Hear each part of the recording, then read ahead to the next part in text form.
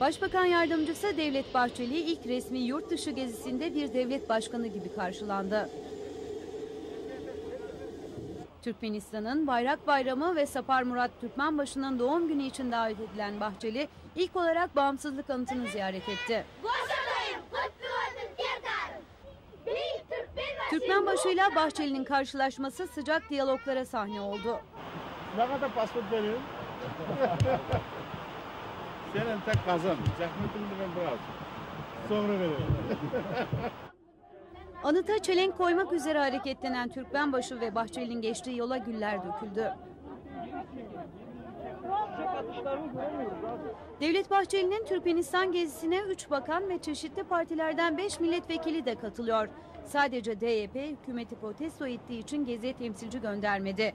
Devlet Bahçeli'nin en önemli programı halk maslahatı toplantısıydı. Toplantıya ilk kez Türkmen vatandaşı olmayan bir kişi katıldı ve konuşma yaptı. Bu da Türkmenbaşı'nın Devlet Bahçeli'ye verdiği değerin en önemli göstergesiydi.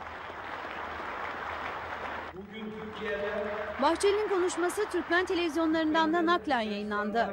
evet, biz bir millet, iki devletiz. Devlet Bahçeli'nin konuşmasından sonra Türkmenbaşı MHP liderine vermek istediği pasaportun ayrıntılarını da dile getirdi. Öz Türkmen. Öz Türkmen.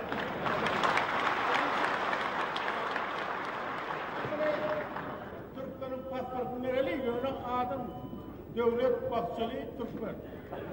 Yazmış öyle. Bahçeli yoğun programının sonunda 5 ilden gelen 17 folklor ekibinin renkli gösterileriyle dinlenme fırsatı buldu.